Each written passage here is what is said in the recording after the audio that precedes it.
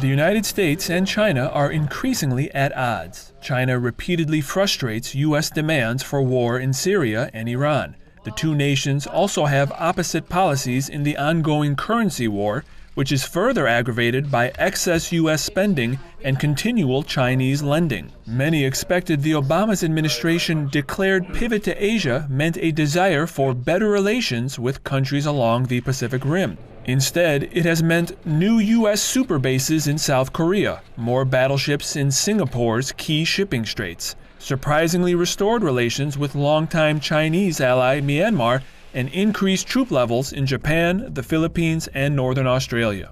The massive buildup could be preparing for an invasion of North Korea, but many believe the show of force is really an effort to intimidate China's new leaders.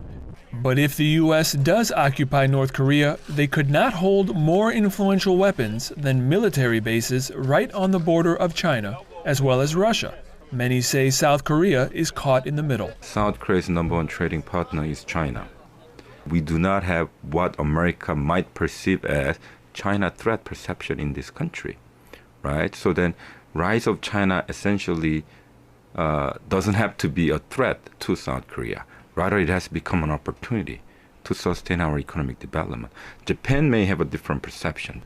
While Beijing repeatedly calls for using diplomacy instead of military might with Pyongyang, the Obama administration has abandoned the traditional six-party talks, which seek to avoid a repeat of the Korean War. China is the only country that promotes the idea of diplomacy outright. They are the one who criticize, overexpansion of the American military right under their neck. So I think that China is essentially trying to assume the role of the stabilizer here. While China recently backed UN sanctions against Pyongyang, few believe they want to give up North Korea as a buffer state. Instead, many view China's surprising switch as a temporary message designed to keep new leader Kim Jong-un on a short leash. Earlier this week, Beijing addressed the raft of U.S. measures seemingly designed not just to contain China's rising influence, but to confront them. A spokesperson for China's Ministry of Defense said that Washington's emphasis on their military agenda is not conducive to the maintenance of peace and stability in the region.